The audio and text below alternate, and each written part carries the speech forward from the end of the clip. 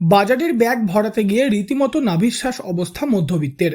ঊর্ধ্বমুখী প্রায় প্রতিটা সবজির বাজার মূল্য।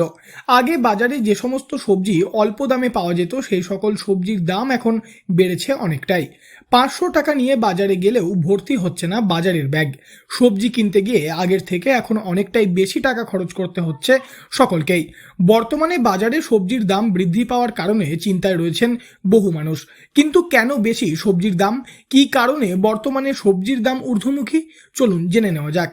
এই বিষয়ে পূর্ব বর্ধমানের পারুলিয়া সবজি বাজারের এক সবজি ব্যবসায়ী তপন সাহা বলেন, আমদানি কম, ফলন কম,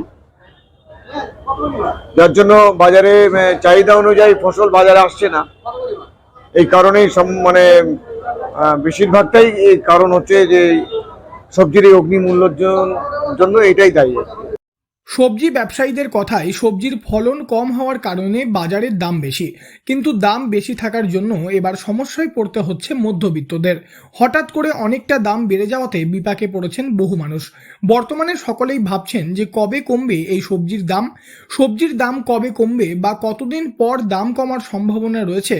এই বিষয়ে জানতে চাওয়া হলে সবজি ব্যবসায়ী তপন সাহা আরও বলেন, মোটামুটি যতদিন সঠিকভাবে বর্ষা না আসছে এবং মাঠে ফসল পরিপূর্ণভাবে ফসল না হচ্ছে মাঠে, ততদিন এই সমস্যাটা থাকবে আশা করছি। আর আজকে আপনার পটল ধরুন 11 টাকা 12 টাকা বিক্রি হলো।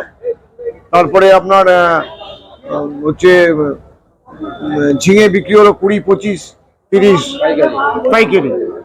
হ্যাঁ, তারপরে আপনার হচ্ছে কাঁচা কলা বিক্রি হলো 200 টাকা পণ।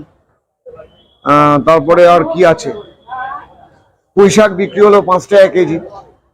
হ্যাঁ, কাঁঠালি কলা বিক্রি হলো 200 টাকা পণ, 180 টাকা পণ। তারপরে আর কি আছে, তারপরে আপনার এই চিচিঙ্গা বিক্রি হলো 25 টাকা কেজি। হ্যাঁ, হলো বেশ কিছুদিন হলো আর কি, এটা চলছে, বেশ কিছুদিন থেকেই চলছে। প্রথম কথা, দীর্ঘ খরানি গরমে ফসল নষ্ট হয়েছে মাঠে প্রচুর, তার একটা রেশ আছে। ওটাই একটা বড় এফেক্ট পড়েছে আর কি, খরানিটা।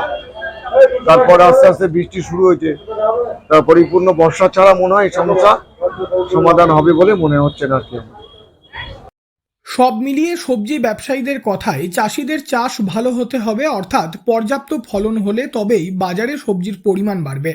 বাজারে সবজির পরিমাণ বৃদ্ধি পেলে তবেই সবজির দাম কমবে বলে আশাবাদী সবজি ব্যবসায়ীরা। পূর্ব বর্ধমান থেকে বনোয়ারিলাল চৌধুরী, লোকাল 18 বাংলা।